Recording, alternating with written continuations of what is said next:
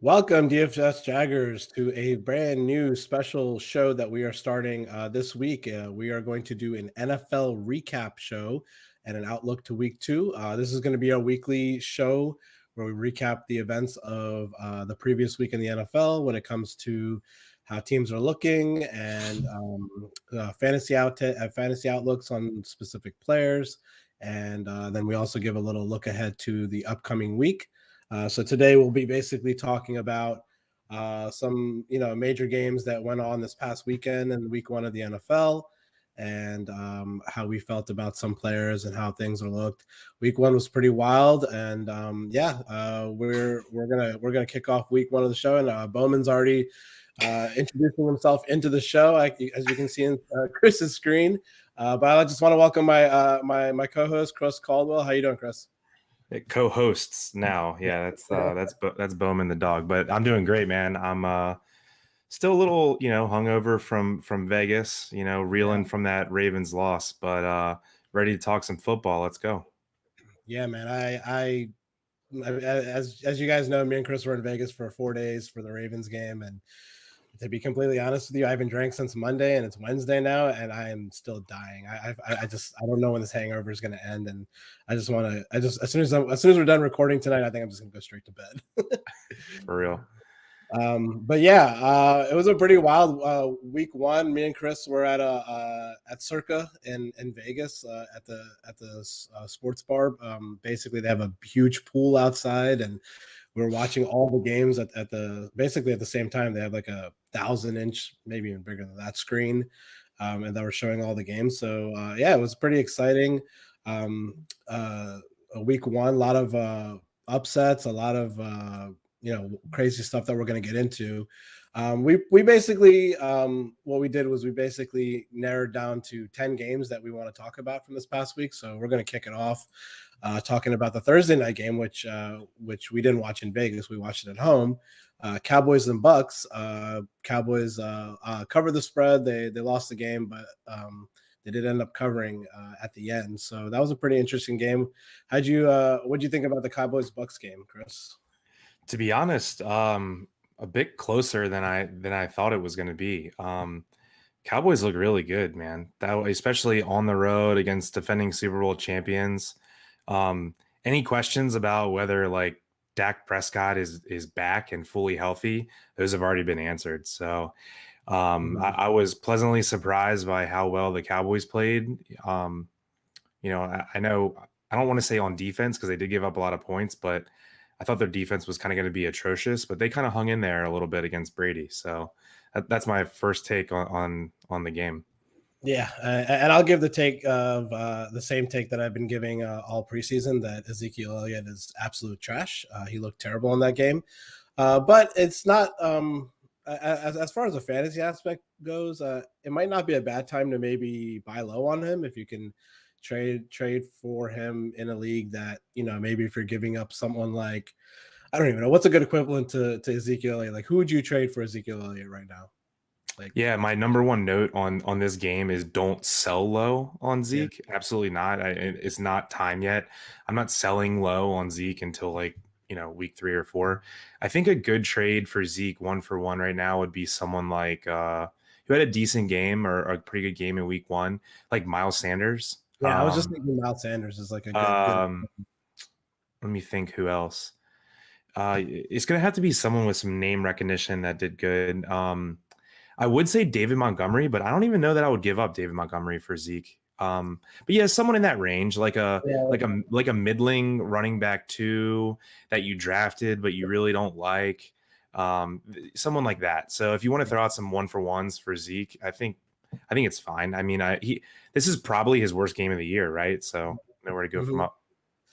Yeah, but yeah, you're right. Dak looked great. The receivers look great, and Michael Gallup got hurt. He's out for 3 to 6 weeks now. I think the obvious replacement for him is Cedric Wilson. Is that right? Is that who's going to replace him on the offense? Yeah, in theory, I just think I just think what's going to replace him is more Amari Cooper, more CD Lamb, and then more looks with the tight ends, and maybe some Pollard in the slot, right? So Yeah. I'm not like going out trying to pick up Cedric Wilson or anything, but what it means to me is like I'm higher on Cooper, CD, and Pollard. Yeah. I don't like, I mean, from a fantasy aspect, yeah, the Cowboys look great, but as a team aspect, their outlook doesn't look that great. They lost Lyle Collins now for the next 5 to 6 weeks, I think. And then this morning I saw that Demarcus Lawrence is probably out for the season. So they're pretty banged up now. Who knows what they're going to be looking like moving forward. To be completely honest with you, I already bet the Chargers this week against the Cowboys. They're -3 against the Cowboys at home. So I definitely like the Chargers this week, coming off of a win in Washington. But yeah, enough about the Cowboys. How about the Bucks? They look great. Every single fantasy piece is looking good except for maybe Ronald Jones. Yeah, Ronald Jones and Mike Evans are the only ones that didn't really pop. But it was the weirdest running back situation for the Bucks because Ronald Jones fumbled in the first or second quarter, and then he sat the whole rest of the game. But then Arians just named him the starter this week. And they have a really good matchup at home against Atlanta, I think. So it's like you almost have to start Ronald Jones because Atlanta is complete trash. I mean, the Bucks are probably going to win by 20. So you kind of want to ride the running back in a game like that. But yeah, you nailed it. Tom Brady is pretty much a lock to finish as a QB1, even though he offers no rushing whatsoever, because Antonio Brown is Antonio Brown again. And Chris Godwin looked amazing too. I mean, he had one touchdown, first touchdown of this year. What's that?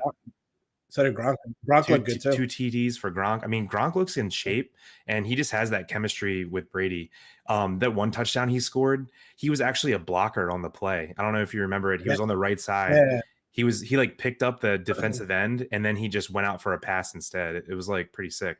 But yeah, they have that great chemistry. Godwin, Antonio Brown, Mike Evans. I'm not going to sell low on him, but I don't have any shares, so I can't sell him because I don't like Mike Evans. But definitely looking to ride Antonio Brown and Godwin.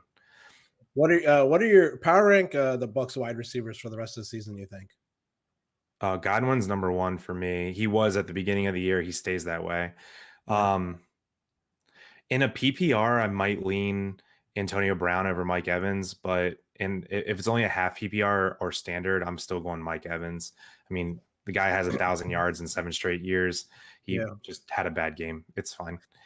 Yeah, the thing about Brady is that you never know. Even back to his Patriots days, it's like anybody could pop any week. I mean, Mike Evans could come out and have 200 yards catching, and we wouldn't even think like that, be surprised by that. But yeah, I would agree with that. I think Godwin.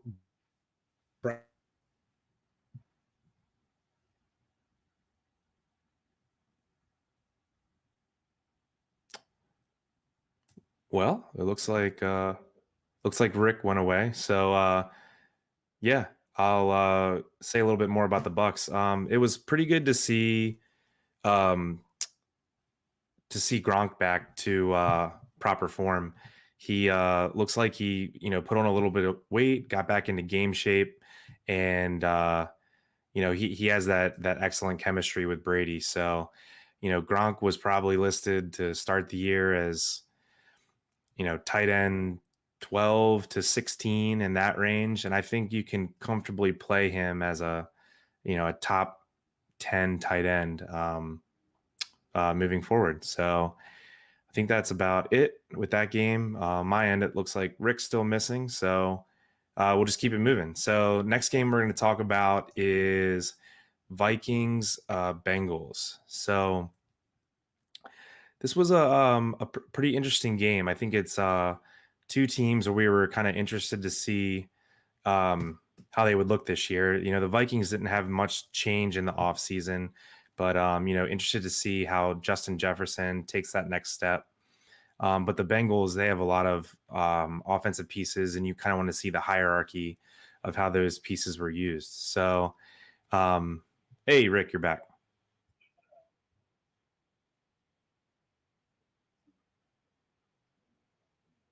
Oh, never mind. Not back yet. You're coming back soon. So anyway, Yeah, so Vikings Bengals. The big thing for me for this game was figuring out who was going to be the wide receiver one in Cincy, and for this week at least, it was no doubt about it, Jamar Chase. So he eclipsed 100 yards. Yeah, cool. Hey Rick, what's up? You're back. Hey, So sorry about that, guys. no big deal. So I just finished up with the Bucks. Yep. And so one of the Bengals, Jamar Chase, looked great. So 100 yards and a TD. T. Higgins got in there. He had 50, 60 yards and a TD as well. Mhm. Kind of a depressing game from Tyler Boyd.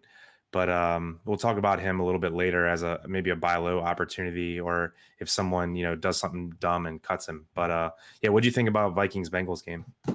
Yeah, I got to go with the fact that I was high on Jamar Chase during the preseason, and Nice one. there's a lot of talk about how he can't catch the ball, and I just thought that was just a lot of BS, and his natural talent was going to win out at the end anyway. So yeah, definitely like what I saw from Jamar Chase. I have a nice little bet with our friend Scott with Jamar Chase versus T. Higgins for the season, most fantasy points. So good start for me there. I think he didn't outscore him by that much, but they both had good games. So yeah, Bengals look good. Burrow looks good. Mixon looked good. Vikings look very bad. Like they look very, very stagnant on offense. They couldn't block anyone. Their defense looked like trash. I'm not happy about the Vikings end of it. Bright spot for them was KJ Osborne, their third wide receiver.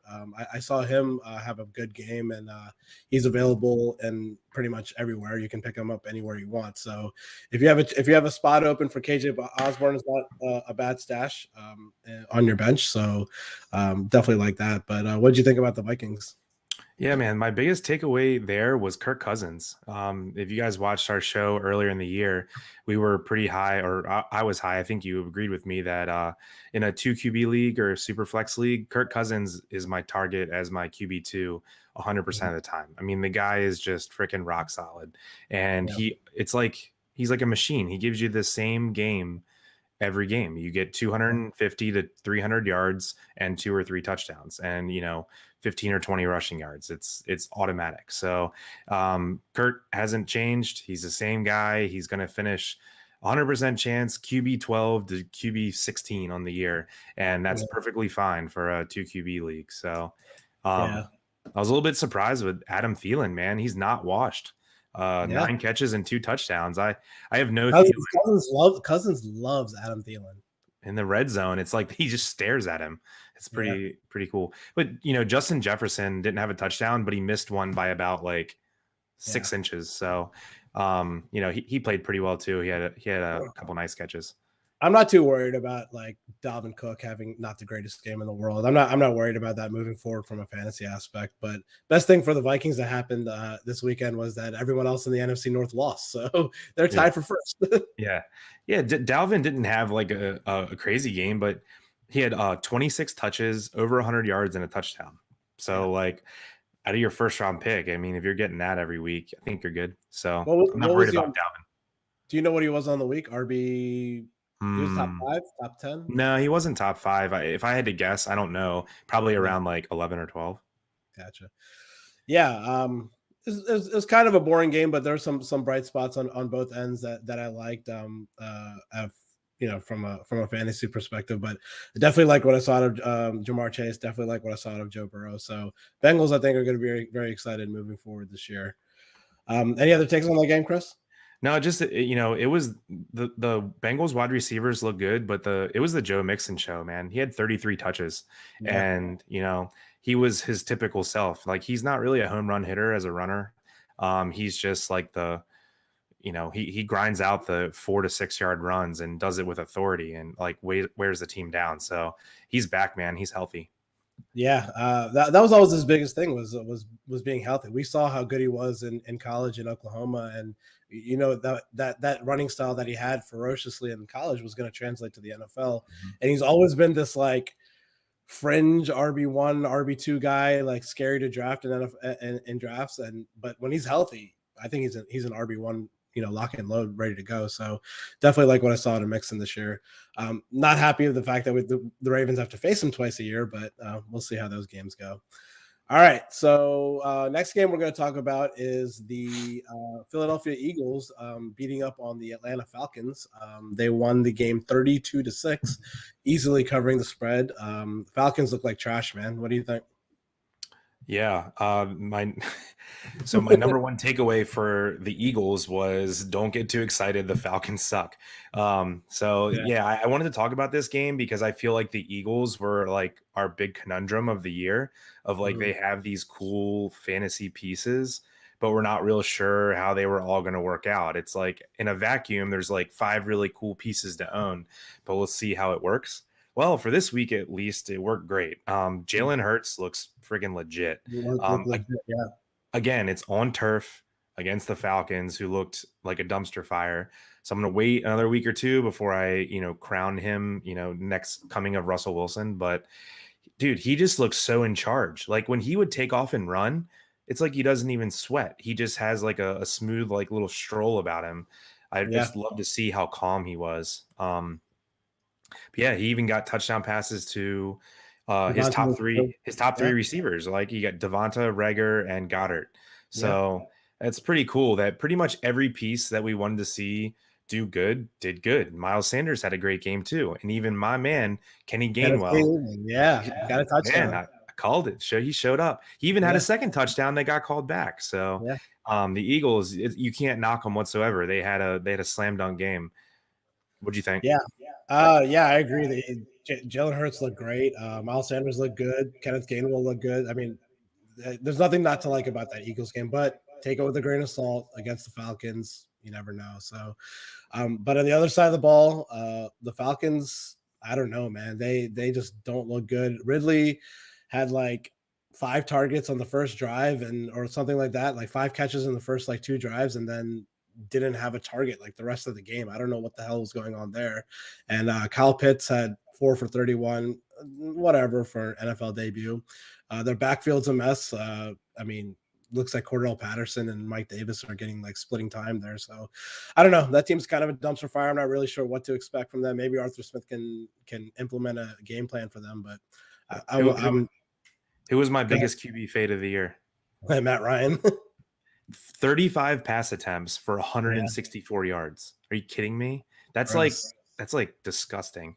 But yeah, man. I wanted to talk about this because I wanted to see what Arthur Smith was going to do to this offense, and he's calling his offense. He has 2 tight ends that had an impact on the game. He tried to run the ball. Cordell Patterson was really the only running back that was effective. So, man, I think I'm only starting Ridley on that team and maybe Kyle Pitts. But all the other pieces, they kind of looked like trash. I'm going to wait and see. I can't imagine the Falcons don't draft a QB in the first round this year, this upcoming year. I would be shocked if they didn't. Well, at this pace, they might have the number 1 overall pick because the friggin' Texans won a game. So, man, the Falcons look incredibly bad. So I still like Ridley as a receiver from a fantasy aspect, and I was a bigger fan of Mike Davis before the season, and it doesn't look like he's going to be the guy. It looks like it's going to be like maybe a 60-40 split with Patterson in the backfield. So I'm not a huge fan of that, obviously. So yeah, I don't really want a piece of Mike Davis. I wouldn't try to trade for him or anything like that. But Ridley's going to get his touches, obviously. I just don't know if they're going to have a wide receiver too that's going to emerge behind him. Yeah, I'd say, I don't know. I doubt anyone's selling Ridley after one bad week, but if you have like a receiver that you drafted in the 3rd or 4th round that had a good game, throw him out 1 for 1 for Ridley, see what happens, because he's obviously the better talent than whoever you drafted in the 4th round. Yeah, and the thing about Arthur Smith was that and when he was in Tennessee, he was all about play action, but he could do it in Tennessee because you have Derrick Henry to set that up. Mm-hmm. You don't have a threat here to set up play action with Mike Davis. So, yeah, we'll see how it works. We'll get to the Titans in a minute. They look like trash also, but let's move on to the next game we want to talk about. Yeah, sure. Troy Hewitt, 17. We got a question for Troy. Yeah, what's the question?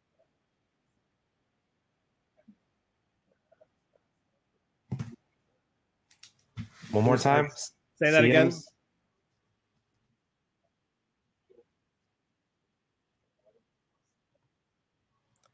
All right. So to Chris, we got a trade question in the chat. What's the trade? Yeah, the trade question in the chat is Christian McCaffrey, DK Metcalf, and Henry for Devontae Adams, Travis Kelce, and Cook. That's a crazy trade. I don't know. This must be like a. I like the CMC end of that, but it's kind of like even part for even part there. Yeah, I mean, this must be a smaller league, or I guess it could be a dynasty league. But yeah, I'm. What's that? What's that? A two-man league. Two-man league PPR. What is that? Is it? I think we're being trolled. Yeah, it might be a troll. Anyway, I'm gonna go with the best player in the deal, Christian McCaffrey's side. Thanks for the question. That must have been a troll question. What's a two-man league? You just play somebody heads up every week. I've never heard of that. Yeah. All right. Anyways, back to where we're going. We're gonna drop down to the 49ers Lions game, which ended up being one of the more exciting games of the week, with the 49ers jumping out to a huge lead. It looks like they were going to blow them out, and then the Lions backdoor covering, and then almost coming back and winning the game at the end, which was pretty crazy to think. I think in the fourth quarter, San Francisco was up like 41-17 or something like that, and then ended up only winning the game 41-33 with the Lions having the ball at the end of the game. So pretty exciting game, high scoring game. I wasn't expecting 74 points in that game. What'd you think of that game, Chris? Yeah, I mean, we talked about this on one of our shows earlier. This is the most typical Lions game. The reason I love DeAndre Swift this year and also Jamal Williams was this was literally the exact game script that I could envision from the Lions all year long. That both running backs had 8 catches, and Goff pretty much looked like trash, as they were getting blown out by 20 or 30 points the whole game. But this literally went to script. Hawkinson had the most catches, the most yards, and a touchdown, and both running backs got all the garbage time receptions and touchdowns. So, I mean, it couldn't have went more to plan of what the Lions are going to give you this year. They're going to, scrape and claw in the second half. You're going to get some garbage points from a couple of their better players, and, hope it's enough. Yeah. Obviously the biggest news to come out of this game, at least like pregame, was Trey Sermon was a healthy scratch. Mm-hmm. And then during the game, Raheem Mostert got hurt. We got the news now that he's out for the year. The guy who took over was Eli Mitchell, who beat out Trey Sermon for that RB2 role. And he had a great game, 19 carries, 104 yards, 1 touchdown. He was not drafted in any league, so he's available on the waiver wire in every league. Pretty much every league that I'm in that had waivers cleared today, he went for like over $70 or something like that. Fab wise, I think I got him in one league where I bid like $40, but every other league I was bidding like $50-$60, and I got outbid in every league. So I don't know how I feel about that moving forward exactly. Like, obviously Trey Sermon is going to play now because Monster's out for the year. You also have JaMychal Hasty back there. Jeff Wilson's coming back soon. Jeff Wilson's coming back. Yeah. So the thing with Kyle Shanahan offense is that for some reason RBs just thrive in his offense. And who is it going to be this week? We've seen Jeff Wilson be able to carry the load last year when he was a stud, when he was the only running back that was healthy on that team. So when he comes back and Trey Sermon's in there, who's going to be getting the carries? I guess if you think that Eli Mitchell is that good and you think he's going to be the James Robinson of last year, then yeah, the $70 is worth it because it could win you a league. I just don't know. What do you think about him? See, the way I play, I'm probably not going to win. I'm going to bid on every Elijah Mitchell, but I don't think I'm going to win because I'm not going to bid enough. Because the way I play is I like to spend money every week because I always stream defenses. And in some leagues, I also stream tight ends or quarterbacks. So I typically go really heavy wide receiver and running backs on my in the draft and on my bench. So I need to have Fab the way that I drafted. So going $70 for one player who might end up being a backup running back isn't in the cards for me. Yeah. Can he be a league winner? Yes. I mean, I have him in 2 dynasty leagues. Love his talent. He has, the size to be a workhorse. He's not quite as big as Trey Sermon, but there's a reason that Trey Sermon was a healthy scratch and Elijah Mitchell played. So this week's going to tell a lot, but a lot of people are going to waste, I'm not going to say waste. This is going to make or break your season if you spent $75 of Fab on Elijah Mitchell. I could see it if you're like really, really needy at RB2. Like if Raheem Mostert was your RB2 and you need someone to fill that role, I could see spending that money. If you need like a flex to that and the rest of your bench is just trash, I could see it. But if you have, I don't know, someone like Devin Singletary as your RB2, I don't think you should be picking up Eli Mitchell. Like I think Devin Singletary is going to be more serviceable, throughout the year than Eli Mitchell. But you never know. He could be like James Robinson. He could actually really be good. He could be thriving in this offense and work out for you for the year. But my God, Deebo Samuel, what a game! 9 catches, 189 yards, a touchdown. Kittle, great game. Four catches for 78 yards. Where the hell's Brandon Ayuk? I don't see him anywhere. He's not. So I don't know what's going on with him, but so he had a hamstring. Is he not good at football? Like, I don't get it. That's definitely not true.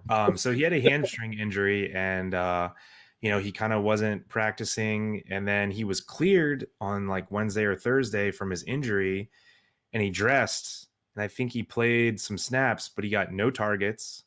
Yeah. And there's something going on because I've heard rumors that he got in a fight with Shanahan or the offensive coordinator or something. So I don't know if this was like a 1-game punishment for him.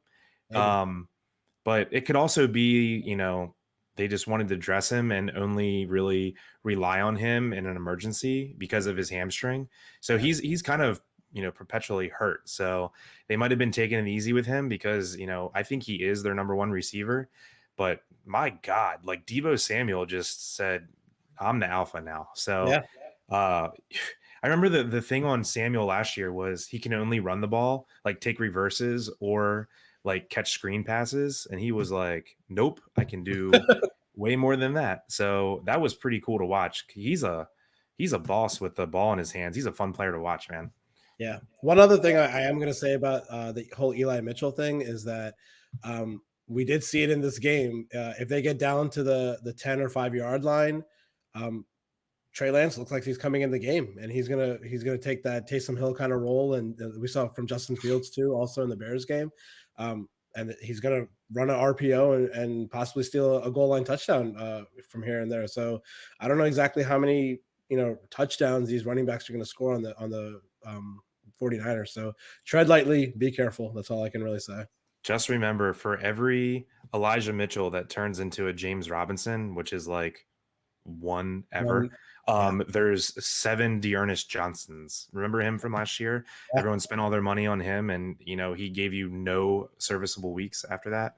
So I'm not saying Elijah Mitchell. I think he's a good player. Liked him in the draft this year, like him in Dynasty.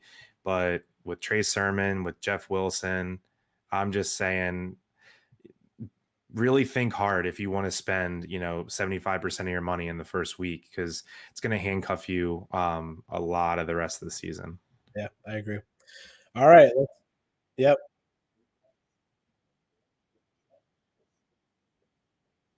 We got a question in the chat. Would we trade Chubb for DeAndre Swift and Justin Jefferson? I'll let you take all day. Yeah, I say I mean, that too. The only. Yeah, I think the question is, it's Chubb for Swift and Jefferson. So I'm a huge Swift guy, and I really like Jefferson too. The only way I'm not doing that trade is if it's a non-PPR league and the starting rosters are super small. So if it's like 2 running backs, 2 receivers, and no flex, then I think Chubb's the best player in the deal. So if it's a super small starting roster, I'm probably keeping Chubb. But in 90% of league types out there, I'm taking Swift and Jefferson, and I'm saying thank you very much. Yeah, you're getting what I think is a wide receiver 1 in Justin Jefferson, and then a running back with running back 1 potential in DeAndre Swift. So I think with the upside, with like Chris said earlier, with like how many games the Lions are going to be trailing this year, he's going to be getting a lot of catches out of the backfield all year. Yes, Chubb looked great in week 1. We're not really going to talk about the Browns Chiefs game because we're not going to really get to that, but Chubb looked great. But he still has Kareem Hunt back behind him, who scored a touchdown this week. So I don't know. I would take the Swift Jefferson end of that deal for sure. Yep. Thanks All for the right. question. Yeah, thanks for the question. Okay, next game we're going to talk about Cardinals Titans, and this involved what I think is, it's hard for me to say because I'm obviously a Lamar Jackson fan, but quite arguably the most exciting player in football right now, in Kyler Murray, looked incredible. I don't know how else to put it. He was just firing on all cylinders, rushing the ball like a madman. I just love him. He's just such a good quarterback. I think he could be in the running for MVP this year if he keeps this up and stays healthy. So we'll see. But what do you think about this game, Chris? Yeah, man. I know it's one game. I think Kyler Murray is a lock for top 3 QB. Just after seeing this one game, I mean, he was pretty much a lock for number 1 QB last year, and he was going to have more points than Lamar Jackson had a couple years ago. But then he hurt his shoulder, and I think he also didn't play in the last week. But dude, Kyler's freaking amazing. He had 4 touchdowns to the air, 1 on the ground. He has weapons all over the freaking place. DeAndre Hopkins looking young again. Rondale Moore came right out of the gates and had a nice game. Christian Kirk had a good game. What's that? Yeah, Christian Kirk. Year 4 breakout. Here we go. And Edmonds had over 100 yards total. I mean, another year, in the Cliff Kingsbury system. I'm not going to be shocked if Kyler is QB1. It's almost weird to me. Like, I know Patrick Mahomes is the big name, but like, why was Kyler Murray or Josh Allen not consistently drafted above Mahomes? They have like the much bigger rushing floor. I don't know. It's like, I always wondered that. It's like, Mahomes is great and all, but I want the guys that rush for 40, 50 yards every game and can score a touchdown. Mahomes is mobile. He does get some rushing yards, but nothing like Kyler and Allen like every week. So I don't know. I just feel like it's the name plus Mahomes can literally throw for like 7 touchdowns in one game, which sure, people like to gravitate towards. But yeah, Cardinals look great. All their pieces look good. Like you said, DeAndre Hopkins, 2 touchdowns. Christian Kirk, 2 touchdowns. Christian Kirk's available pretty much everywhere. He was pretty much going undrafted. So if you have some fat bucks to spend on him, if Kyler keeps this up and spreads the ball around, I don't see why he wouldn't be a good flex play moving forward in leagues, especially against bad defenses like they faced this week in Tennessee. And then the other side of the ball, I'm not going to overreact to the Titans looking that bad, but I'm going to overreact a little bit to the Titans looking that bad. They look really bad. I don't really know what happened. I mean, maybe it's Arthur Smith.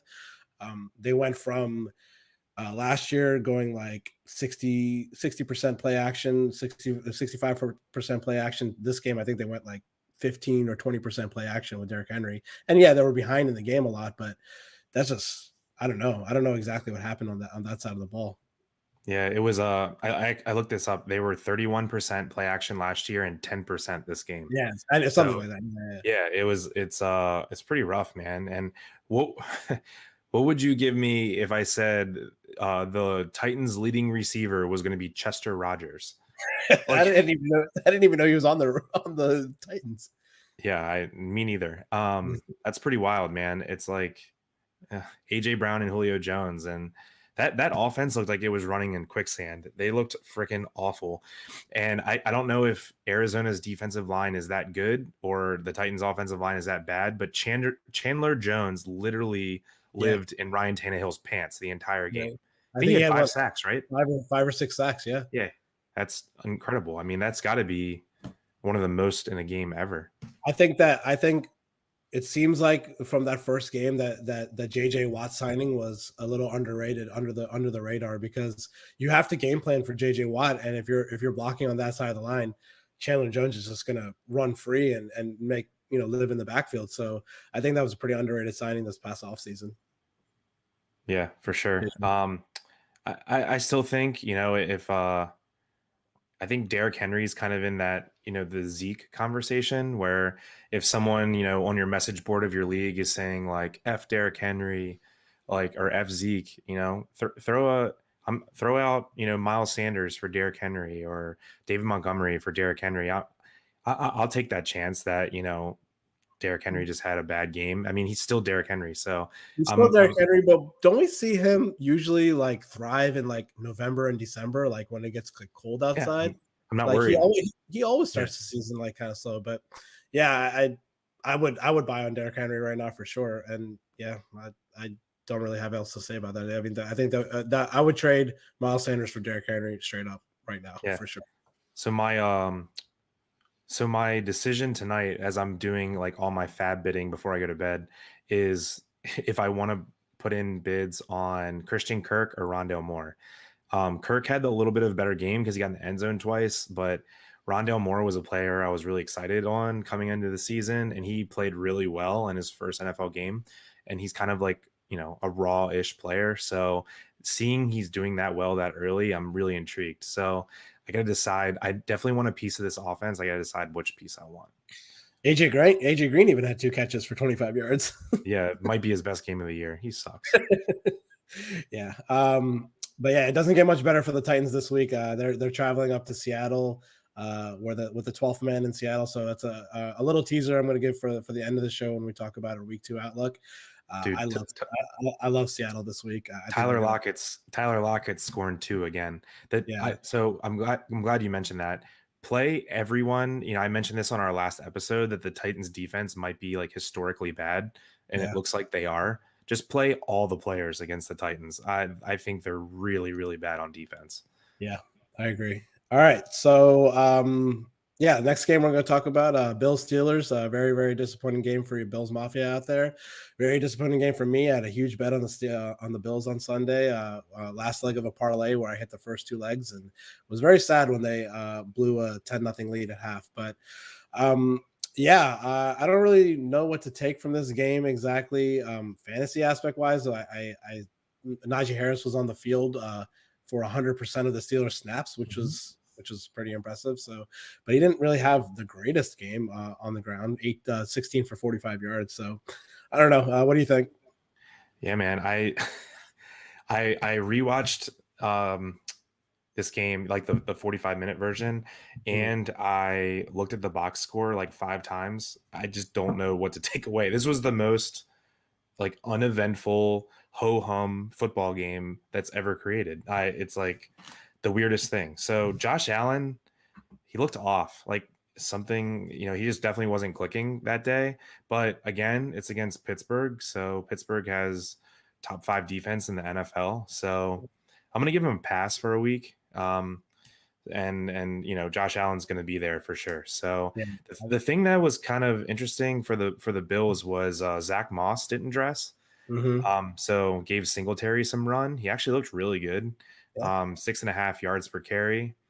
The leading receivers were exactly who we thought they'd be. Diggs and Beasley right there, 9 and 8 catches. I just think Pittsburgh's defense just looked really good. Yeah, they did for sure. A couple big sacks from their new franchise defensive end there. So, I think the bigger takeaway is just that Pittsburgh defense is one you want to avoid. Buffalo is going to bounce right back. So, that's about it. And I agree. I think that this week's a good bounce back spot for them against Miami. Do you think that you would ride Devin Singletary moving forward as an RB2 or a flex play? If Moss dresses, I'm not too excited about it, but if Moss doesn't dress again, I'm gonna play Singletary. Yeah. We were talking, earlier in another episode about like when the backfield split like this, what do you do? And I think our suggestion was you buy the cheaper player in the draft, and in that case, that was Singletary. So Yeah. if you have Singletary, I mean, you kind of have a free piece that's like looking nice right now. Moss is having a hard time staying healthy his whole college career and last year. So you might have got a steal because Singletary was a 4th, 5th round pick, a couple years ago. Yeah. Mm-hmm. Yeah, I don't really have many other takeaways.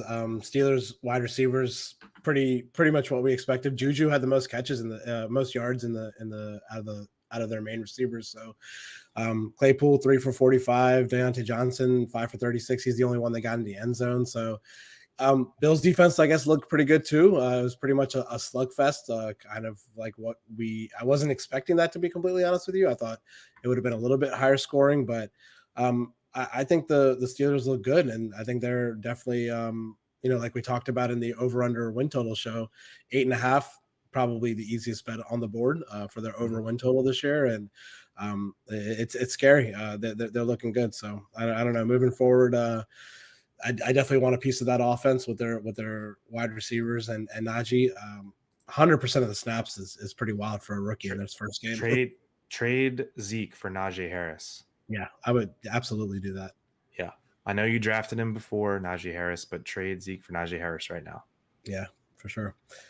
All right. What's the next game that we're going to talk about? We're going to talk about the Seahawks-Colts game. A game that the Seahawks looked very good. They won the game 28-16. They covered the spread. Everyone on the Seahawks side of the ball looked pretty good. What was your takeaway from this game? Because I got my spicy take for this game. Okay. Well, I think this was the most Russell Wilson game ever. He's like captain efficiency. It's unreal. He had 23 pass attempts and threw 4 touchdowns. I mean, the guy literally, like, they say like let Russ cook, but like he doesn't need to be in the kitchen that long to cook. Like he literally only needs 20 to 25 pass attempts and he's going to be a top 5 QB on the week. It's like unreal. It's like they just reel you in with the run game, and then he hits a 50, 60-yard touchdown like every game to DK or Lockett. It's like clockwork. But man, Tyler Lockett just blew the roof off the place. He's my most owned wide receiver. Absolutely love the guy. He's got better every year. They just gave him a huge contract. Russ loves him in the red zone, and he's a deep threat. So it's just I'm so pumped that it took no time at all for Lockett to have a huge game. So my tight end sleeper of the year caught a touchdown. Gerald Everett, baby, let's go. Yeah, good game for him too. But yeah, Chris Carson, 16 for 91. He looks like he's the workhorse in that backfield. I think he had a fumble, right? He fumbled the ball one time in that game. So not too sure. Yeah, not too sure. Yeah. I think he had a fumble. But even when he does have a fumble, usually Pete Carroll has put him in the doghouse in the past. But who's he going to put in for Chris Carson that's better on that team? Rashad Penny or somebody like that? DJ Dallas. So. Yeah, I don't think so. Chris Carson's the go-to guy there. Their receivers look good. Metcalf had a touchdown. Lockett had 2. But yeah, on the other side of the ball, the Colts. I said it a million times in the preseason. I'm just going to say it. I think Carson Wentz might be the worst quarterback in football, to be completely honest with you. I just think that he looked awful. Like I don't think he can throw the ball more than 12 yards down the field. I think it's going to be a really long bad season for the Colts. Yeah, I mean, I don't know if he turned the ball over. He definitely didn't throw interception. I don't know if he fumbled or not, but I think it could have been worse for him in this game. They're going to have to turn him into a game manager and just rely on their O-line and their running backs. Didn't do a great job of it week 1. We'll see if they can, turn that into their team. They have a solid defense and an outstanding O-line and, 3 good running backs. So yeah, Wentz ain't it.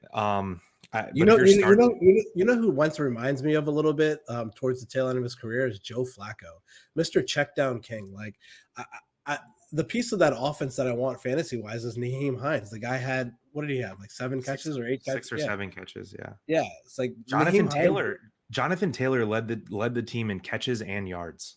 Yeah. Six catches for 60 yards. Yeah. But so basically my biggest takeaway of this game is like, number one, you shouldn't be starting Wentz if you are I guess you're in a super flex league and you have the worst QB2 in the league. That's one thing. But in a 1 QB league, you should never, ever dream of starting him. But my main takeaway is I don't want a single Indianapolis wide receiver. I know Pascal caught 2 touchdowns, but he had his best game of the year yesterday or a couple of days ago. And I don't, Pittman and Campbell are, they seem like, they have some upside and decent options. Carson Wentz is not going to be able to sustain, a wide receiver 2. So just give up the dream, man.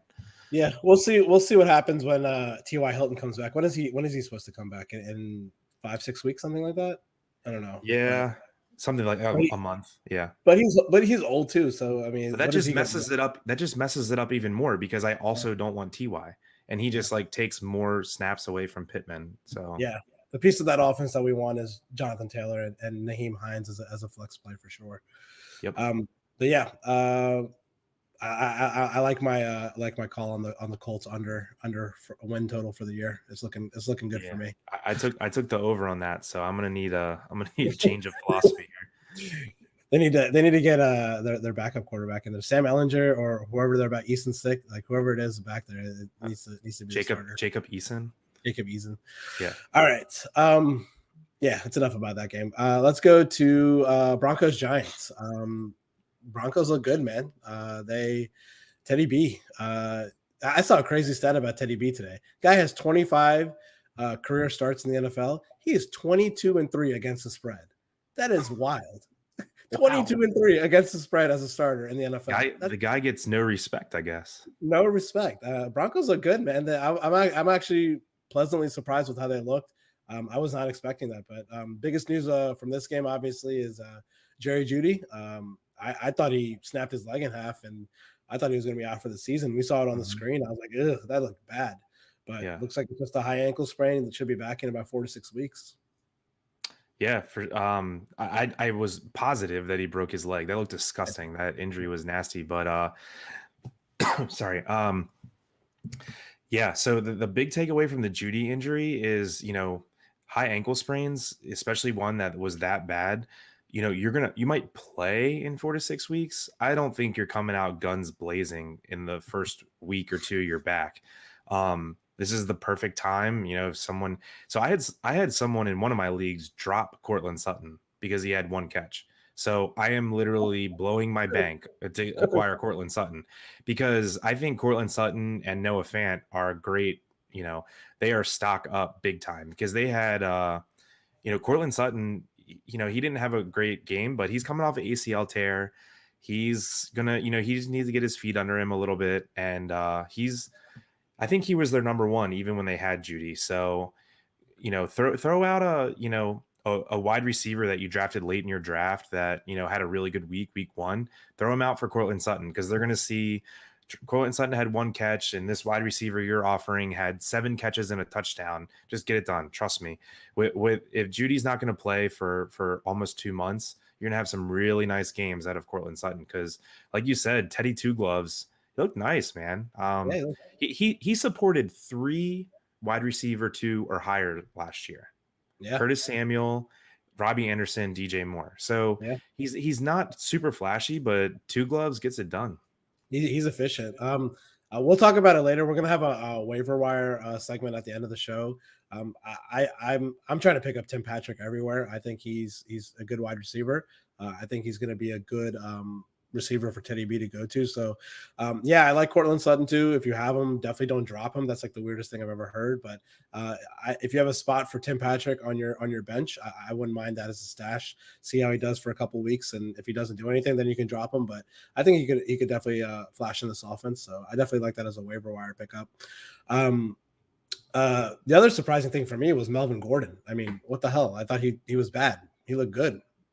Called that one. I said, hey, I mean, everyone was like anointing Javonte Williams as like Christ, before the league even started. And I said, Melvin Gordon's still there, man. I mean, I'm pumped because I started him in a lot of leagues, and he looks good. He had a 70-yard touchdown run. Would you ever think Melvin Gordon would rip off a 70-yarder and look good doing it? I mean, this could easily be one of those situations where, he shows his age by like week 4 or 5, but like if you drafted him in the 10th, 11th round and you get 3 or 4 good weeks out of him, you got your money's worth. Yeah. So start Melvin Gordon constantly. I mean, they have a great matchup this week, and he had less carries than Javonte Williams, which felt was kind of weird, but he did have the really long run in the TD, and he had more receptions. So Melvin Gordon is a fine RB2 play this week. So don't leave him on your bench. I would hold off on playing Javonte Williams. I mean, unless you're absolutely desperate. I mean, maybe keep him stashed on your bench just for a couple more weeks.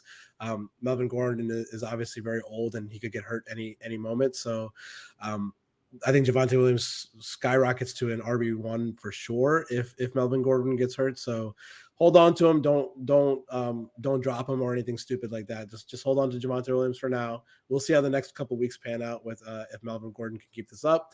And if Melvin Gordon looks amazing for 6-7 weeks and he has no signs of stopping, then yeah, maybe you can drop Javonte Williams down the road. But for right now, I would suggest just holding on to him.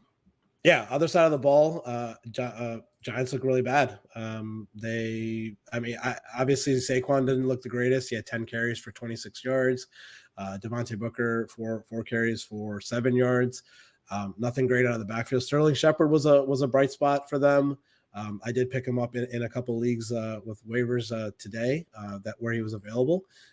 So I definitely, he looked good. 7 catches for 113 yards. Galladay 4 catches for 64, Slayton 3 for 65. So the passing game's there for Daniel Jones. I just don't think they can really compete and win games without Saquon being Saquon. Yeah, I agree. Saquon, he looks I don't want to say he looks injured still. He just looks tentative. I don't think he trusts his knee yet. I'll get into it later. They should have started him the year on PUP. They should have let him get healthy for 6 more weeks. Yeah, we'll talk about it more when we talk about next week. Week 2. I'm not playing Saquon Barkley in week 2. Short week against the Redskins. I'm not doing it unless I'm just extremely desperate. But there's so many players I'd rather play. He just doesn't look confident yet. So the things to think about for the Giants side is so Evan Ingram didn't play. I think that's a little bit why Sterling Shepard showed out, but he looked good, man. Sterling Shepard is like, I feel like he's like perpetually underrated. Like he's like Jarvis Landry-ish, but like on a shit team. So like they're kind of, that little shifty like slot guy that can like, make a big play here and there. But my takeaway, and I know his line didn't look super impressive. Kenny Galladay is a freaking beast, dude. I was scared that like he was like gonna have like 1 or 2 catches and look soft and still injured. Dude, go watch his highlights from that game. He was like going over the middle like Gronk and just like catching the ball and getting whacked and like coming down with it. He made 2 super amazing catches.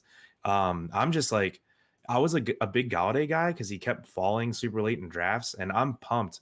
Even though he only had 60 some yards and no TD, I like what I saw from him on the field. So if anyone's willing to sell Galladay low, I'm buying. Yeah, I agree there. I agree also with the short turnaround. Unless you're absolutely desperate, I would probably bench Barkley this week. Evan Ingram's already been ruled out for week 2, so it's going to be another week of Shepard and the wide receivers. They don't have a tight end to speak of. So, but then again, it is kind of a tough matchup. The Redskins have the Washington football team has a good defense. So, they just got to pay attention to that when Evan Ingram comes back and seeing what Daniel Jones does moving forward.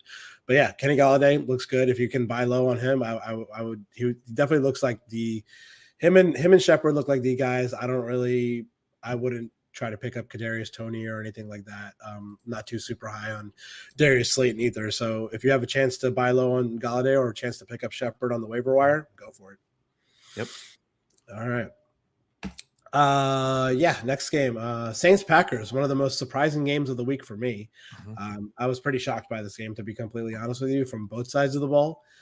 Saints just blew the doors off of the Packers, and Jameis Winston looks really good. Aaron Rodgers looks really bad.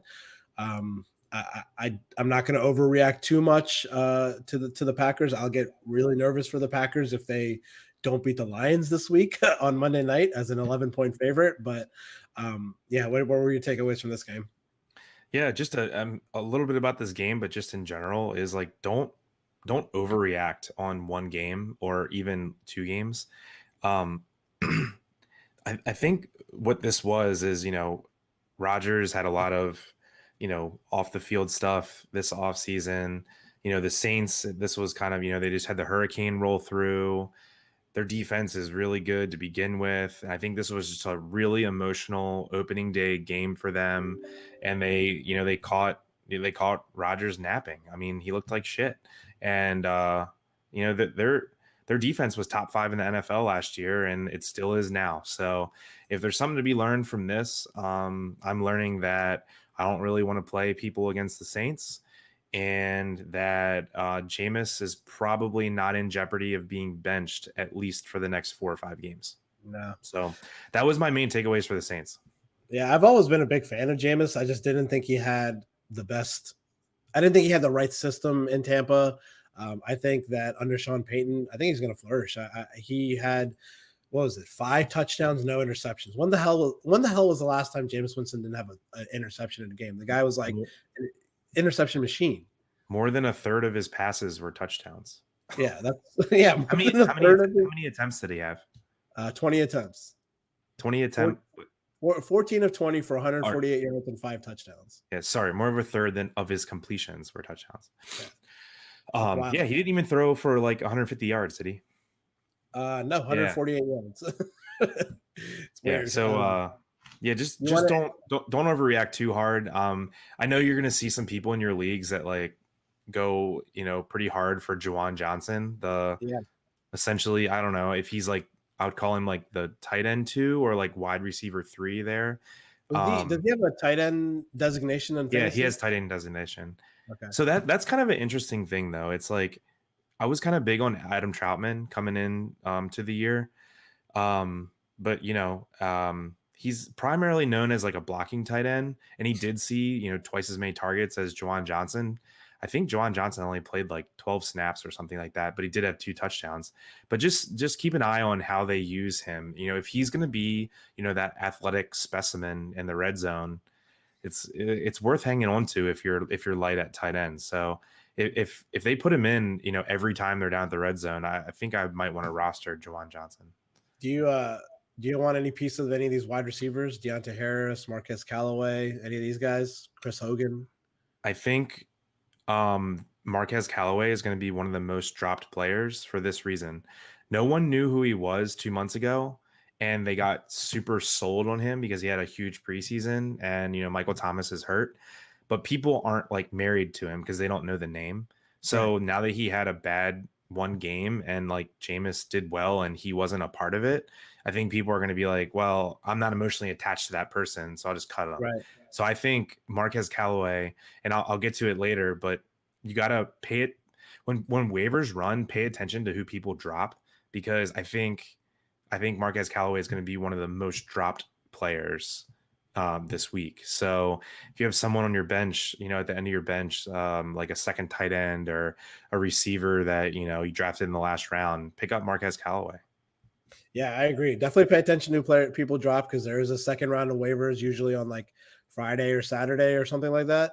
So if somebody drops Marcus Callaway on a Tuesday or Wednesday and you can pick him up before Sunday, and you think that it's just a one game aberration or something like that, he's going to blow up week 2. Why not take a little flyer on him if you can stash him on your bench? But yeah, Deontay Harris, he had one catch for 155-yard bomb that was good. I'm not really picking him up. If I was going to have any wide receiver, I would have Marcus Callaway. Yeah, Deontay Harris is he's a gadget player, so yeah, he's a return man and gadget player. But go ahead. Yeah, I was just gonna say, we all know that that offense runs through one player and one player only, and that's Alvin Kamara. And wherever he goes and how well he's doing is going to open things up for the rest of the field. So, yeah we'll see. I like the Saints. I think they look really good. I actually like them this week against. I think they play the Panthers, so I definitely like them as a spread play this week. But yeah, other side of the ball. Go ahead, and you were talking about the Packers. Yeah, I was gonna say that the two fantasy duds of the week were A Rod and A Jones. So Yeah. pretty bummed because I'm like all in on Aaron Jones this year, but I'm just trying not to look too much into this one game. Yeah. I think once they got down by 20 points, they just put him on the bench because they gave their two backup running backs more carries than he got. So yeah, I don't I don't believe this, but like you don't think Aaron Rodgers is actively tanking, do you? Because he missed some throws down that game that I've seen him complete 100% of the time in his career, and I just was confused.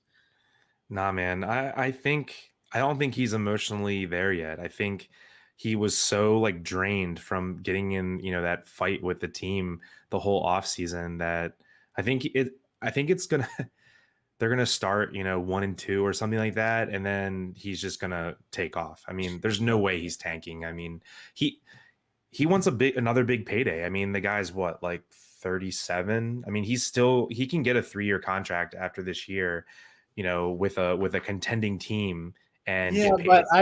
I don't think that I don't think that even if he quote unquote tanked this season, had a bad season, I don't think there's any way in chance in hell that someone like John Elway for the Broncos is not offering him a big contract this offseason. Like I don't think they would factor that too I much into one I season. mean, I just can't fathom that a quarterback in the NFL that's a first ballot Hall of Famer is just going to be like, well, I'm going to have a bad year on purpose. It'd be a good FU to the Packers, like for treating him I so mean, bad. that's the ultimate troll. If you like got them to bring you back and then like beg them to bring you back and then you went 0-17. Yeah. Yeah. I don't know if many people out there know about Aaron Rodgers' personal life, but he married Shailene Woodley, who's in the she's in like the Maze Runner movies and stuff like that. The girl is like the ultimate hippie, like behind the scenes and everything like that. So I think she has a little bit of effect on him. He looks like He a looks like shit is what he looks yeah like. with his long hair. He just looks like a major hippie. So I I think saw the picture. Did you see the thing on Twitter? It was like, it showed Aaron Rodgers and Tom Brady, and it was like yeah, one of these people is 7 years older than the other. yeah, and Tom Brady looks like he's 7 years younger. Yeah. But yeah, I wouldn't overreact to the Packers this week. I think they're due for a bounce back this week, especially at home against the shitty Lions. So don't do stupid things like benching Aaron Jones or benching Devonta Adams. I wouldn't don't even think about doing any of that. So play them this week. They're gonna have a good game this week against the Lions for sure. All right. Last game we're going to talk about the most disappointing game of the season. A game where we saw our favorite team lose twice in one game. I didn't think that was possible to be seen, but Ravens Raiders Monday night, we were there. I saw it right in front of me. Just the game winning play at the end of the game. I saw the end zone turnover in overtime. I just didn't know what was going to happen. I thought the Ravens still had a chance to cover the spread. I had a lot of money on them. Very, very disappointing. Offensive line looks like trash. I don't know what else to say. It was I saw a crazy stat today. I think one of my buddies sent it to me. You remember the Super Bowl last year? How we were saying that the Bucks were in the backfield all day against Patrick Mhm. Mahomes. The Raiders on Monday had a higher pressure rate against Lamar than the Bucks had on Patrick Mahomes in the Super Bowl. So that's just I don't know what to expect. Tyree Phillips is now out for the year. Um, I don't know, man. I'm scared. We're gonna start 0-2 this season. I think Kansas City is gonna blow our doors blow our doors off on Sunday, and then I don't know. I really don't know. What are your thoughts? Yeah. Villanueva at right tackle. Just there was a couple like Crosby looked like JJ Watt in his Yeah, prime. Like what the hell? that guy literally, he was like rent free in Lamar's pocket. Like it was unreal. He was literally in the backfield every time. Yeah, So and Yannick Ngakwe, who probably was our worst pass rusher last year, looked amazing. He was incredible on Monday. I don't know. I don't even know what to say. I mean, no game is a gimme in the NFL, especially a road game at a brand new stadium against a Yeah, team that's kind of decent, right? yeah. So it's not like we lost to like the Texans or the Jags or something like that. So I'm not gonna say I'm like that surprised, but man, like the Ravens played just about as bad as they can play, and they still should have won the game like three Yeah, different times. So Right? it was like the most frustrating game because like Lamar didn't have a chance of hell of like hitting any of his receivers because he was running for his life.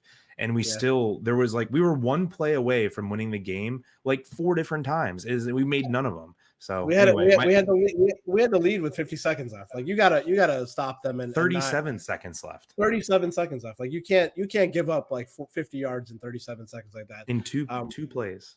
Yeah, in 2 plays. I mean, Anyway, we knew the Marcus Peters injury was going to hurt. I didn't know it was going to hurt this bad. I don't know why Brandon Stevens. Who the hell is Brandon Stevens? He's on the field like on these crucial plays. He got burned like 4 different times for touchdowns and stuff like that on defense. I'm more scared about our secondary right now than I am about our offensive line. So I think this week I think Kansas City is going to just tear us apart on defense. So I'm really nervous about that. But yeah, fantasy wise, I don't really know what to make of the Ravens backfield. Tyson Williams looked good. Latavius Murray looked okay, I guess. he didn't play the second half. What's up with that? Yeah, I don't know. He must have missed a blitz or something because he had a really good first half and he actually showed well in the passing game too. So Tyson Williams, if he's on your waiver wire, I definitely think he's worth an ad because if we don't have there's no one that's staked their claim to our backfield, and Tyson's the youngest by far, and he played really good in the first half. I don't know if he just got on the wrong side of Harbaugh, but he's definitely worth a bench spot because if he can gain the trust of the coaching staff, he could have huge numbers because anyone that plays on that team is going to score touchdowns. Yeah, for me, the brightest spot on offense, besides Lamar looked good. I mean, he was doing the best he could out there with the time that he had. He made some incredible runs and stuff like that. The brightest spot for me was Marquise Brown. I thought he had a really good game. He didn't drop any passes. He looked good. Mark Andrews looked like a complete dud this week. I don't know where the hell he was. I don't think he had a catch, maybe 1 or 2 at the most. But he was 3 for 20. But for 20, they were like not important catches. Yeah, he dropped a big one right at the end where they could have converted, and right before Lamar fumbled in overtime. If he catches that and convert a first down, they're almost in Tucker range, and they could easily run the ball and win the game. But yeah, very tough loss. I can't foresee us winning this week in Kansas City. I mean, it is a 4-point spread at home. Who knows? Maybe we can shock the world, but I don't foresee it happening. But the other side of the ball, my God, Darren Waller, this guy, 19 targets, like 19 targets, 20 targets, something like that. That's crazy. They don't have anyone else that he throws the ball to. Yeah, they're. I know he's a tight end, but he's like their wide receiver 1 by a wide margin. And he even had 3 drops. Like he had a huge game, but he even had like 3 wide open drops. But Derek Carr just stares him up and down. It's pretty wild to watch in person that he literally doesn't even attempt to throw it to anyone else. Yeah. But the Ravens didn't really make an attempt to guard him. So there's that. But yeah, I mean, this Raiders was pretty interesting because, they have a lot of good fantasy pieces. Josh Jacobs didn't have a ton of yards, but he had 2 touchdowns, and he looked good in like short area quickness. Like he made a lot of people miss. But the Ravens have one of the best run defenses, so I'm just impressed that he had a couple decent runs, and Kenyon Drake did exactly what we thought he was going to do. His role was exactly what Gruden said, and he's going to be the third down back, and I think he had like 5 or 6 catches for 50-60 yards, and if you're in a PPR league, Kenyon Drake is a nice flex. So yeah, and then my boy Brian Edwards didn't do shit in the first half, but he had the game-winning touchdown that was called back. But yeah, I don't know. I'm not like what do you have, like 4 catches for 80 yards? But I other than he's probably the only wide receiver that I'd be interested in on that team. I don't really have any interest in Zay Jones or Hunter Renfrow or any of the other guys. Brian Edwards is probably the guy to pick up. Yeah, I mean, Brian Edwards, I think, has the best chance of like being like the guy. I guess if you're in a deep PPR league, Hunter Renfrow looked pretty good. Yeah, he's a nice player. I just don't want any of Henry Ruggs. I mean, they just use him to clear out the defense and the safety. He had 1 big catch, but I'm just not a Henry Ruggs guy, so I'd probably stay off him. Okay. But yeah, Um, you mentioned Mark Andrews. I'm actually gonna mention, like, especially after week one, like people love to overreact. I'm trying to buy low on Mark Andrews. I mean, I think he's gonna finish the year, at worst, like tight end 7. So if you're in a 12 team league and you can throw out, who had a good week, are you like, do would you trade like Kyle Pitts for Mark Andrews?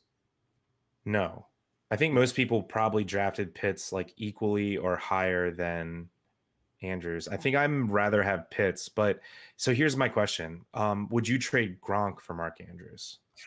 Ugh, Tough. Gronk looked good. That's a tough one. That's a tough one, Probably, right? Because Gronk was drafted like what, tight end 15, and Mark yeah, Andrews was drafted tight end 5. yeah, So, like, it's only been 1 week, and did it change that much? I don't know. yeah, It's like, so if you have a tight end that you drafted that put up a pretty solid week, throw him out one for one. Mark Andrews, it's he had one bad game, so it's no big deal. But Mark Andrews shown 3 years in a row that he can be a solid producer. Go get him. yeah. I agree.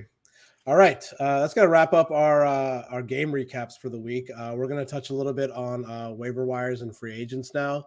Who do you like as far as pickups? We've touched on a few already with like Eli Mitchell and all that stuff. Anybody that you're targeting? I have a couple names here that I like. Who do you like? Yeah, so just like for general waiver strategy, and we already talked about it. Pay attention to who people drop. So if anyone drops someone this week that was drafted in like the first 6 or 7 rounds of your draft, they're almost definitely worth for you to go after on the second round of waivers. So just, at least for like the first 2 or 3 weeks, people for some reason are like trigger happy on dropping players that had a bad week. So pay attention to that. Okay. So here's the guys that I'm looking at in waivers and why. And then I want to hear your list too. Okay, sure. So Justin Fields and Trey Lance in 1 quarterback leagues, they're owned in 2 quarterback leagues. And here's why. They already got playing time and they both scored touchdowns. And I just think that to have on your bench, their upside is so high that they are worth a roster spot over a second tight end or like your 7th wide receiver on your team. I mean, why would you not want a guy that could easily be, the QB8 or QB10 once he takes over the reins? So I want a guy like that, especially if my quarterback, like I'll throw an example, like if my quarterback is like Aaron Rodgers, Joe Burrow, like someone that's like, QB Ryan Tannehill. Ryan Tannehill. If it's like QB8 to QB14 range, if that's my starter and you don't have Justin Fields or Trey Lance on your team, you're doing it wrong. Like you have to have upside waiting in the wings at all positions. That's the goal. Do So you have a preference of one over the other? Because I think I'd go with Fields right now me over too. Lance. I'm Fields over Lance right now. Yeah. I just think he's number one, he's older. He's played more in college and he had a better preseason. And I think he has an easier path to the starting job. Okay. Yeah. Other than quarterbacks, do you have any running backs or wide Yeah. receivers? So we talked Elijah Mitchell to death. That's just going to have to be a personal choice of yours. Definitely throw out something just in case your league like doesn't really pay attention to waivers. And we've been talking a lot about like how much money you're going to spend on people, but a lot of people don't play, free Yeah, agency budget. if you have a number one waiver priority, I would blow it on Eli Mitchell. Yeah, For sure. yeah. You use a number one priority. And I think I'm turning in a waiver claim for Elijah, no matter what my waiver is. And if people don't put in a bid, then and you get him, it's basically a free, shot at maybe a RB1. So yeah, definitely put in a claim for Elijah Mitchell, no matter what. Tyson Williams, if he's available, I'm throwing a little money on him. I'm definitely not going crazy with it. I'm probably going like 10% of my budget. If you're running back needy. I would say though, I'm probably not spending money on Tyson Williams if you're not going to play him in the next like week or two, because we don't really know how that running back situation is going to shake out, but we know he's like the number one for now. So just don't go crazy with it. One more running back that I like to stash on the bench is Kenneth Gainwell. He had a great week 1. He's available in a lot of leagues, especially if you're in a PPR league. I think he's really nice to put on the end of your bench in a league like that. What running backs do you like? I already talked about Naheem Hines a little bit. I think he's worth a little stab, especially in PPR leagues for sure. I would take him over all 3 of those I just said, by the way. Yeah, if he's available, definitely take a shot. We didn't talk about it. This is like I don't know how I feel about it, but Mark Ingram, weirdest freaking stat line of the week. He had 26 carries for 86 yards and 14 fantasy points. I just I just don't get that. He had 26 carries and 14 fantasy points and no touchdowns. Or he had 1 touchdown. No, didn't he have 2? No, he had 1. Oh, they must have called back his second one, or I was really drunk at the pool when we were watching. No, he scored his second touchdown. Sorry, 26 for 85 and 1 touchdown. Okay. I wouldn't spend more than $1 on Mark Ingram. If you can get him for like $1, I would get him. But yeah, those are the 2 running backs that I would say, Naheem Hines and Mark Ingram. I'll tell you this: you'll know who the fish is in your fantasy football league if someone spends like $20 on Mark Ingram. So you'll immediately know that person doesn't know what they're doing. Hey, do me a favor, talk some wide receivers. I'm gonna get some water. I'll be right back. All right. Yeah. So for wide receivers, at the end of my bench, I'm looking for players that have monster upside. So the guys that I like this week are Rondale Moore for the Cardinals, had a good game week 1. Jalen Reagor for the Eagles. He caught a touchdown. He had a pretty bad year last year, but he was hurt a couple different times. And, the Eagles were a dumpster fire at QB last year. So Jalen Hurts is looking good and Rager's healthy, and he was a first-round pick in the 2020 draft. So I'm definitely taking a shot on Reagor. And then we just talked about it recently, but Bryan Edwards from the Raiders. I'm not spending a lot of money on any of these 3 guys, probably $5 to $10 max on those guys. And then Rick mentioned I'll save Tim Patrick for you. Yeah. And then another one I listed was Zach Pascal. If it's in a super deep league and it's PPR, I'd maybe throw a couple bucks just because I don't think any of those receivers are very good. And when he's healthy, he's kind of shown to be like kind of the number 1 in Indy. So I don't hate Zach Pascal. Yeah. I already talked about Tim Patrick and Sterling Shepard. Those are definitely like my number 1 and 2 pickups for the week.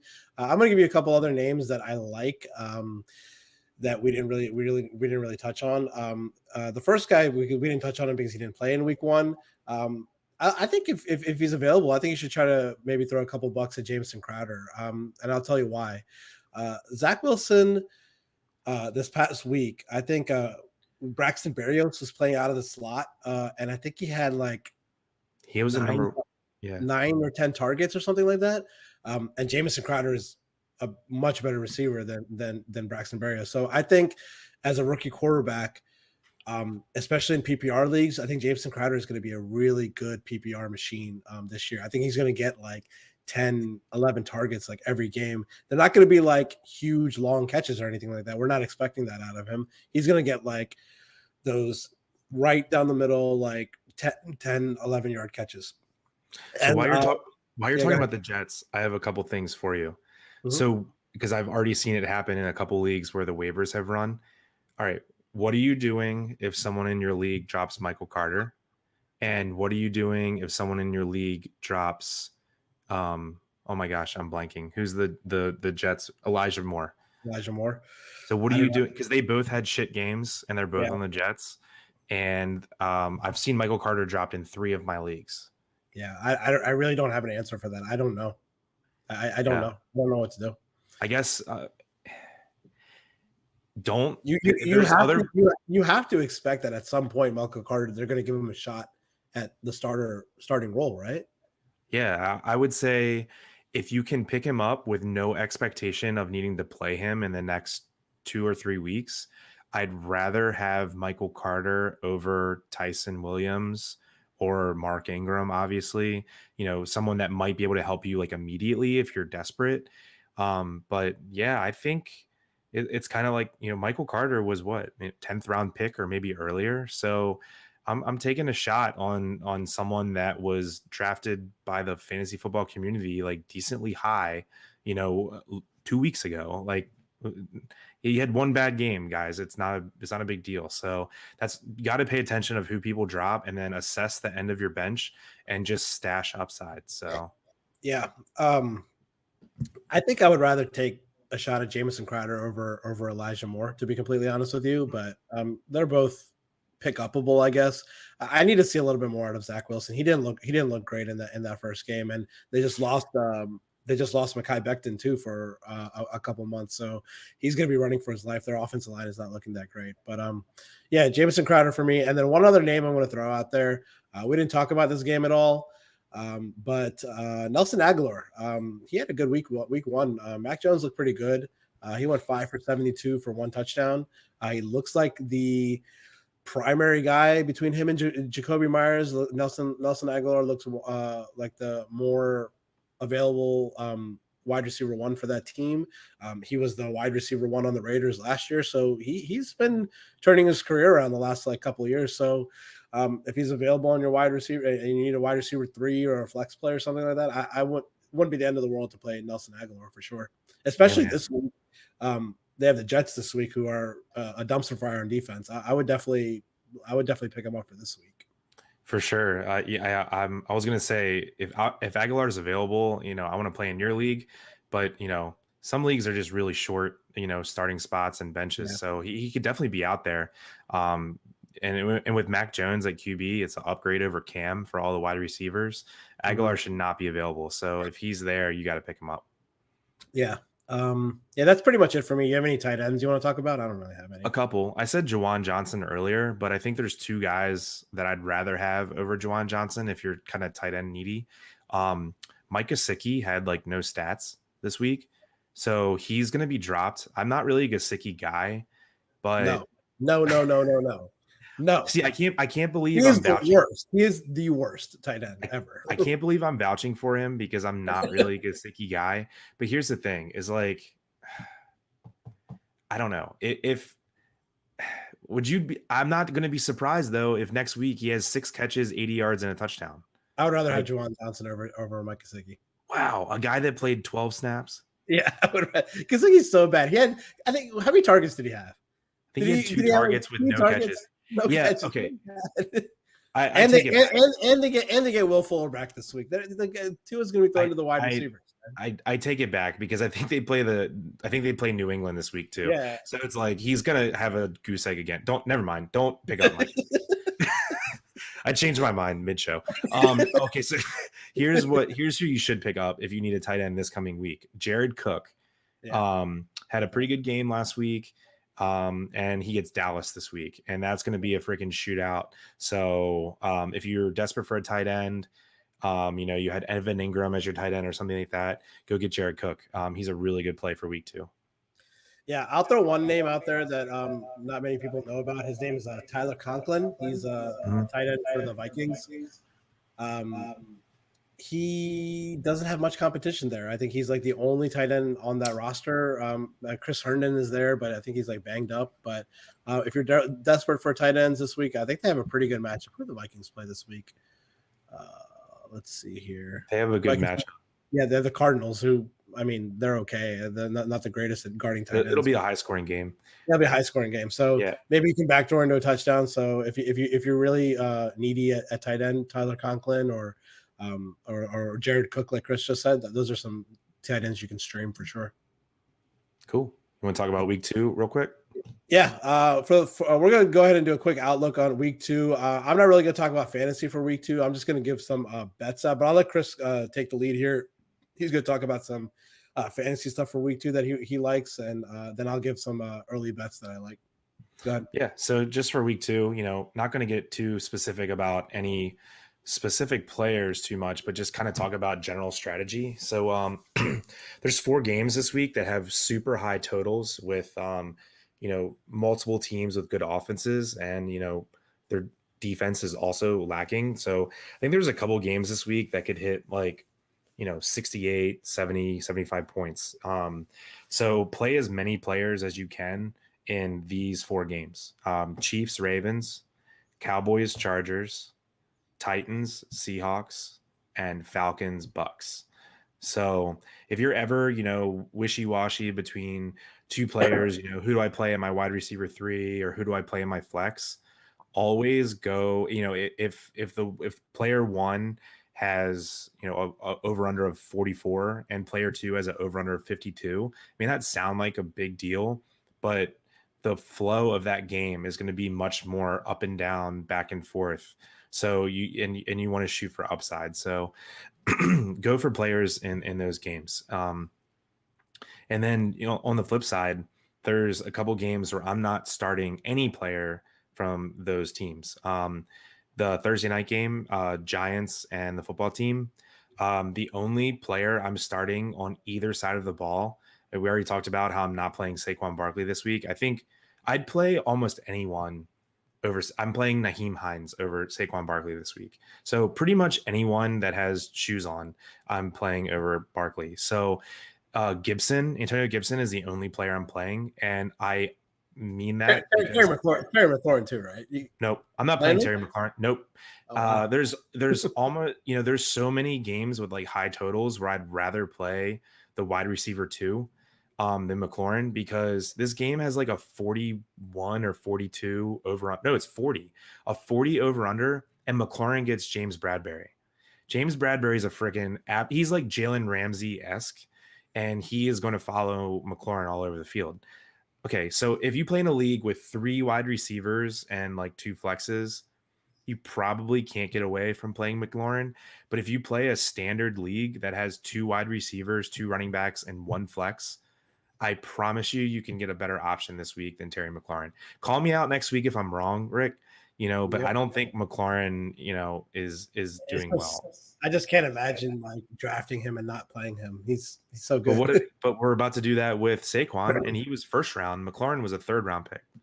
Yeah, well, that's for people that actually drafted Saquon. I did not draft him. So yeah, I think if you drafted Logan Thomas, I think you would probably have to play him. I don't know who you would be playing over him, like on the waiver wire. Like you're not gonna play Juwan Johnson over Logan Thomas. Like that's stupid. I guess that's fair. If you drafted Logan Thomas, you didn't roster a second tight end, and your waiver wire is like pretty thin on tight end, I think I would play Jared Cook over Logan Thomas this week, just because higher over under that game could shoot out easily. Like the Giants and the football team, the game's not going to shoot out. So you have minimal touchdown upside. Let me ask you a question. I actually have this decision that I got to make in one of our leagues. Flex position, should I start Jalen Reagor or Sterling Shepard? So Sterling Shepard plays football team, and Reagor plays who? They play Philadelphia plays San Francisco at home. So let me see. Evan Ingram's out. I'm gonna play Reagor just because the over under is like 10 points higher, and he had a touchdown week 1, and Hurts is better than Daniel Jones. I'm playing Reagor. I literally have to make that decision like tomorrow morning, so I don't know what to do. Yeah, I'd go with Reagor on that one. Cool. Yeah, and then my second game where I'm not playing anyone, I don't think, from the game is Patriots Jets. I can't really think of anyone I'd be super excited of playing. The Patriots defense looks like it's Patriots defense of old, and so I mean maybe you're playing Corey Davis. Other than that, you're definitely not playing any of the running backs because they split 3 ways on their running backs. And on the Patriots, I guess you could play. The Jets defense is pretty bad, but I disagree. So I think I disagree. The Jets defense is so bad. I think you can play Aguilar. I think you can play Harris. I think you can. Why is the over under only 42? I don't know. I don't know that, but I would if you're really needy in a QB league and you want to stream somebody, you could play Mac Jones. Like I think the Jets are going to give up fantasy points this year. Okay, yeah, I'm not playing any Jets, and I guess if you're in a rough spot, I would say okay to only Aguilar, Damian Harris. I'm not playing Mac Jones, not in a 42-point game with a rookie quarterback in his second game. I'm not doing it. Yeah. That's about it. I mean, yeah. So let me give you some spreads that I like. Okay. All right. My number one play this week is going to be the Pittsburgh Steelers -5.5 at home against the Raiders. Let me tell you why. Raiders coming off Monday night, short week, overtime game. First of all, I really like fading teams that played in overtime the week before, and then on top of that, getting in them on a short week, and then on top of that, traveling West Coast to East Coast. I think this is a spot to just smash the Steelers. The Steelers looked good last week. They're going to be able to stop Darren Waller. The defense looked good. I think this should be a higher spread. I think Steelers should be like -8, -8.5, something like that. So I think they're getting good value at -5.5. Smash the Steelers. Second play that I really like. I'm just going to go back to the well on fading Carson Wentz. I think the Rams looked really good last week. So I like the Rams -4 at Indy. So I definitely like those two plays. Those are my top two plays. And then I like the Chargers at home. I already bet them because I got them at -3. I thought the line was I think it already jumped up to -3.5. But I think the Chargers looked good last week, going into Washington, winning a game. I think they're going to light up the Dallas defense. I think Lyle Collins is a big loss for them. DeMarcus Lawrence is a big loss for them. So I definitely like that field goal spread. I got it at. I don't know how much I would like it at 3.5, but if you can buy a half point down to 3, I would definitely take that. And then the last play that I'm going to go to is going to be the Seattle Seahawks at home against the Titans. First game for them with their fans back in the stadium over after a year. We know how loud that stadium can get. I think the Titans looked like trash last week. I think Arthur Smith was a huge loss. Russell Wilson at home. He covers a lot of games at home. He didn't cover -5. Oh wow, so, nice. I was going to say 7. Okay. No, yeah, I think there's some value there. So my top play is the Steelers. I like the Rams -4, and then Seahawks and Chargers -5 and -3. So those are my 4 plays. If I just so you guys know, if I like anything else, I'll tweet it out on my Twitter. So Rick, why don't you do 3 picks every week on our fantasy football show at the end, and then we'll keep your record. Okay, that's fine. Okay, so write those 3 picks down, and we'll keep tabs of it. That'll be fun. Okay, I picked 4 games, so you want to pick 3 or 4? 3. Okay, so we'll go Steelers, Chargers, and Rams. Because I'm not totally sold on the Seahawks. I think the Titans could bounce back a little bit, but I still like the game. But I'll just go with the other 3 for now, and I'll keep track of it. We'll see how they go, and I guess I'll just keep track of it on Twitter or on my notepad or something like that. So we'll see how those go, and then I'll put out more plays throughout the week. But yeah. That pretty much wraps up everything. Do you have anything else that you want to talk about for this upcoming week? Any outlook on how the Chiefs Ravens game is going to go? The Bills Dolphins game for those Bills fans out there? All I got to say is Buffalo, Buffalo Nation, we're in the same boat as you in Baltimore. Yeah. We desperately need a bounce back win. 0-2 is tough to recover from. Yeah. Especially, with both games being in conference, right, for both teams. Yeah. So 0-2 in conference is just super hard to get back from. So I think this is a good bounce back week for the Bills. I have more for the Ravens just because they're playing the Chiefs. It's not the end of the world if you start 0-2. You definitely need to, stack up a couple wins after that. But I think the Bills are going to, make a statement this week. I could see them, blowing the doors off Miami potentially. Nice. Yeah. I don't know. The Ravens game, I'm torn, man, because are you going to it? I don't have a ticket yet, but I almost have to. I mean, Sunday Night Football, Patrick Mahomes. Yeah. I'm so pissed off right now. I need to see it again. I need to see him play again. So I don't know, man. They played so freaking bad, but they still almost won. I haven't made up my mind what this team is yet. But the fact that the line's only 4, like you mentioned earlier, kind of gives me some hope, because if this line was like, we were +7 at home, I was like, okay, we're going to lose by 20. But the fact that Vegas has it at 4, I have hope, and I don't know how I feel now. But yep, I'm going to be fingers and toes crossed, and we're going to need our secondary to show up. They better figure out a way to stop Travis Kelce and Tyreek Hill. That's all I can say, which is a tough task every week. Yep. For sure. All right, guys. So thanks for tuning in. Sorry we went a little long today. Sorry I lost connection earlier, technical difficulties. Hope you enjoyed the show. We'll be doing this every week. Enjoy week 2. Make those waiver wire pickups that are clearing tomorrow. Get those bets in. I hope you guys have a successful week. Maybe in the future, if you guys want to talk, if you want to hear a little bit about DraftKings stuff too, I could potentially talk about some DraftKings stuff. But I do play NFL DraftKings very minimally compared to golf. I'm more heavy in golf, but definitely could talk some DraftKings in the future. But yeah, tweet at us if you have any questions at @CCaldwell45, at Riku Mukherjee. Like and subscribe and comment to Nickel City Mafia. Hope you guys enjoyed the show. Chris, I'll talk to you later, man. All right, man. Go Bills, go Ravens. Yeah, let's go.